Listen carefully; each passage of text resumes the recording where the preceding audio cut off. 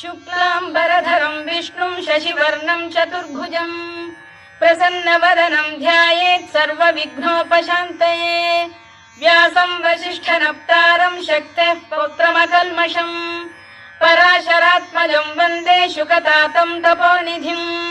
व्यासाय विष्णुरूपाय व्यासरूपाय विष्णवे